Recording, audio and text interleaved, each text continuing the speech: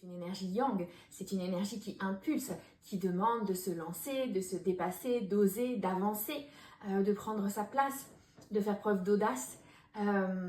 C'est l'année des initiatives, des grands projets. Si vous avez des projets au cœur, si vous avez des projets en tête, s'il y a des choses que vous souhaitez voir se réaliser dans les 9 prochaines années, eh bien, c'est le moment de semer des graines. Bonjour, je suis Johanna Lemonnier, je suis thérapeute, sophrologue, numérologue et aujourd'hui je revêt ma casquette de numérologue pour vous parler de l'année 2026, de ses enjeux et de voir en quoi l'année 2026 est une année différente des autres années.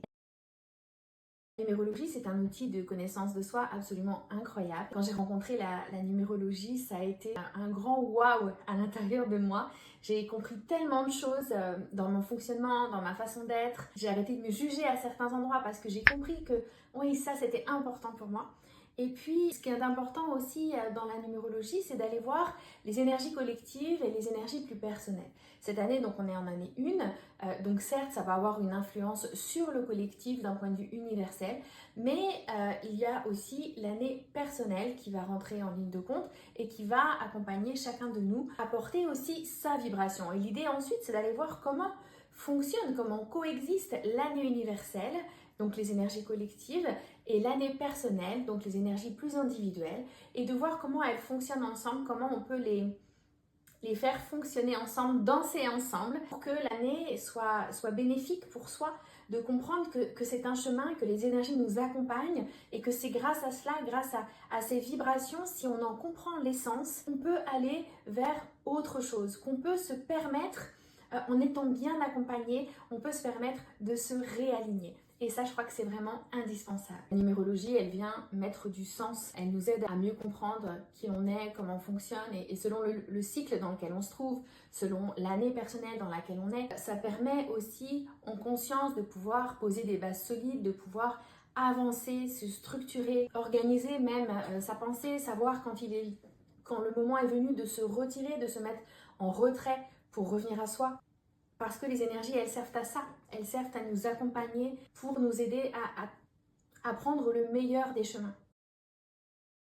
L'année 2026, c'est une année différente parce que déjà, on vient de quitter un cycle de 9 ans. Nous étions en année 9 en 2025. Et donc, on vient de quitter ce cycle de 9 ans pour aller vers un nouveau cycle de 9 ans. Donc, on est dans cette année où là où d'habitude, on a un passage uniquement d'une année à une autre année, nous avons fait là comme un grand bond, un grand saut d'un cycle à un autre. Et c'est pour ça que c'était important de pouvoir y mettre de la conscience dans cette année 9, de pouvoir voir qu'est-ce qu'on voulait laisser aller, qu'est-ce qu'on voulait laisser de côté, de quoi on souhaitait se défaire, que ce soit dans les habitudes, dans les relations, dans les modes de fonctionnement. L'idée, c'était de pouvoir vraiment faire le bilan pour pouvoir ensuite faire le tri. Tout simplement de voir ce qui nous convient, ce qui ne nous convient plus. Et la façon dont on veut être et vivre ce nouveau cycle qui se présente à nous en cette année 1 de 2026. 2026, c'est une année de renaissance et l'idée, ça serait un peu d'aller voir et si tout recommençait là maintenant, mais autrement. Si on avait la possibilité de faire autrement en mettant de la conscience sur cette nouvelle année qui démarre et de façon à pouvoir aller voir, ok, j'ai fait le bilan l'année dernière, quelles graines j'ai envie de semer cette année? Qu'est-ce que j'ai envie de mettre en place pour moi? Comment j'ai envie d'agir? Comment j'ai envie d'impulser? Qu'est-ce que j'ai envie de lancer cette année de façon à ce que ça puisse porter ses fruits dans les 9 années qui s'en viennent? Comment je peux faire? Comment je peux fonctionner? Qu'est-ce qui compte pour moi aujourd'hui qui fait que j'ai envie de me lancer, de me dépasser pour aller vers cette autre version de moi, vers ces projets qui me tiennent à cœur pour enfin les réaliser? C'est une énergie dynamique, c'est une énergie yang, c'est une énergie qui impulse, qui demande de se lancer, de se dépasser, d'oser, d'avancer, de prendre sa place, de faire preuve d'audace. C'est l'année des initiatives, des grands projets. Si vous avez des projets au cœur, si vous avez des projets en tête, s'il y a des choses que vous souhaitez voir se réaliser dans les 9 prochaines années, eh bien, c'est le moment de semer des graines. Et puis, le 1, c'est aussi l'affirmation de soi, prendre sa place, c'est être dans l'autonomie, reprendre son pouvoir personnel. Ne plus laisser à l'autre son pouvoir, mais réincarner sa propre puissance et y aller avec soi, avec tout son être, oser prendre sa place, rayonner le qui je suis dans cette année 1, comment je me présente au monde dans ma verticalité. L'année 1, c'est aussi reprendre son pouvoir. Son pouvoir dans l'affirmation de soi, dans le fait d'oser dire non aux autres, pour pouvoir poser un vrai oui pour soi. C'est également le fait de pouvoir se choisir en priorité, de décider pour soi sans avoir à se justifier. L'année 1, il faut la voir un peu comme une porte. La porte qui va nous mener vers un ailleurs, vers d'autres possibilités. Donc soit je décide d'ouvrir la porte, soit je la laisse fermer. Qu'est-ce que je fais aujourd'hui pour les 9 années qui viennent? Est-ce que je me lance? Est-ce que j'ose aller voir ce qu'il y a derrière la porte?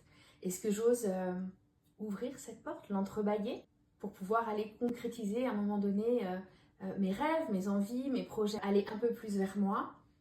Ou est-ce que je reste en retrait et je ne vais pas m'ouvrir la porte? Voilà, qu'est-ce que je veux mettre en place pour moi?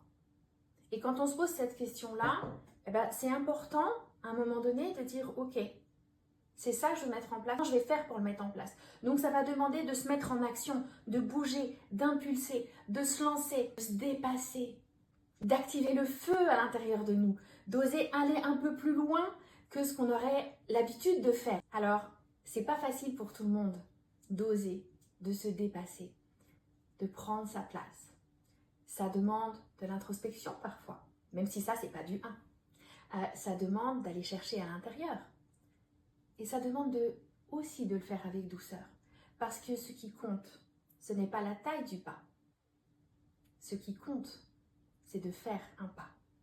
Et pour certains, il y aura besoin de faire des grands pas, parce que c'est des grands projets.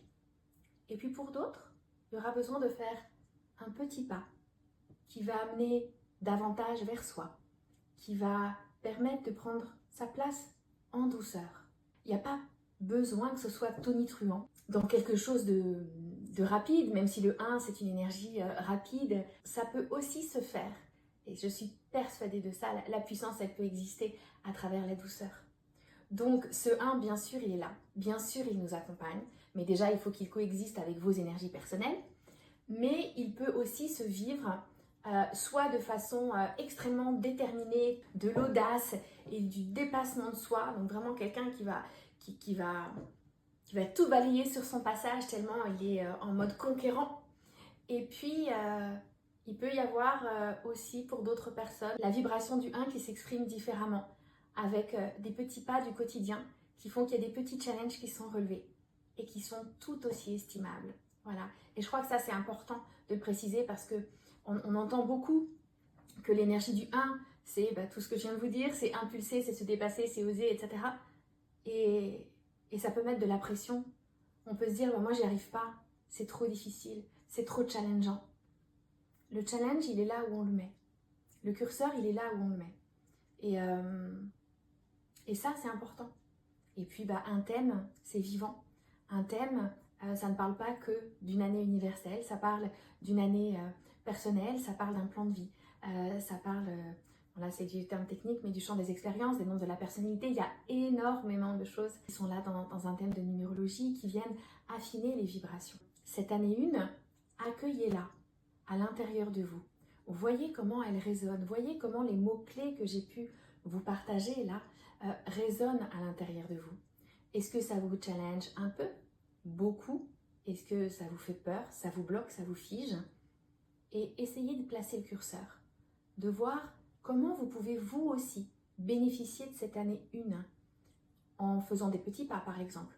Ou si à l'inverse vous êtes hyper conquérant, attention à l'épuisement. Donc vraiment, le curseur il est à tous les niveaux. Et donc voyez comment ça peut se passer pour vous. Et mettez les choses en place en fonction de ça. Parce que c'est à cela que ça sert en fait, les énergies, les vibrations des nombres. Ils servent à nous accompagner dans la réalisation de ce vers quoi on veut aller. Donc c'est sûr que cette année, un entrepreneur, s'il a envie de créer son entreprise, c'est la bonne année. Avec du 1, c'est super. Il est sur la lancée. Mais voilà, tout le monde ne crée pas son entreprise en année 1. Il y a des créations d'entreprises chaque année dans des énergies différentes parce qu'il n'y a pas que ça qui compte. L'important, c'est d'aller voir pour vous qu'est-ce que j'ai envie de créer pour moi cette année et pour les 9 années qui viennent.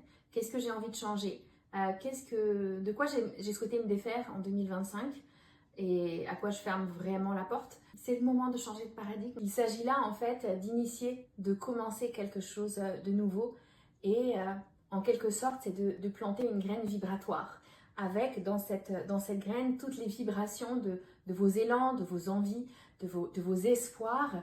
Un peu comme si on vous disait en entretien d'embauche, vous vous voyez où dans 10 ans? Et bien là, qu'est-ce que vous souhaitez avoir réalisé dans 9 ans?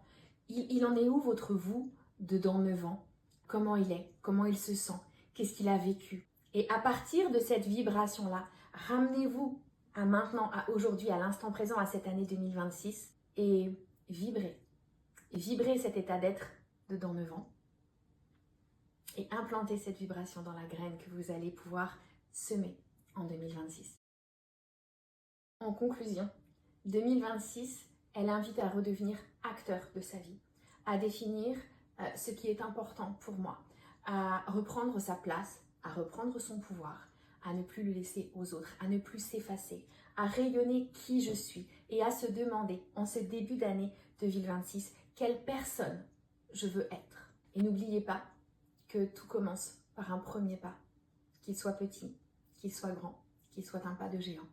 L'important, c'est de faire ce premier pas vers soi.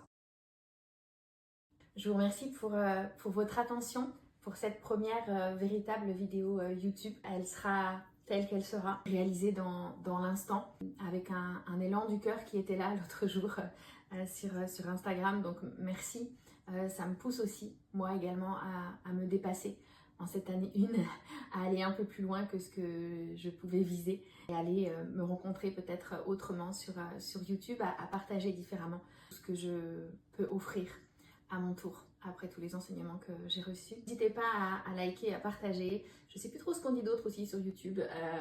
À vous abonner. Mais oui, pensez à vous abonner. Tiens, merci beaucoup. Merci pour votre soutien, merci pour votre présence. Et puis, au plaisir de vous retrouver pour une prochaine vidéo.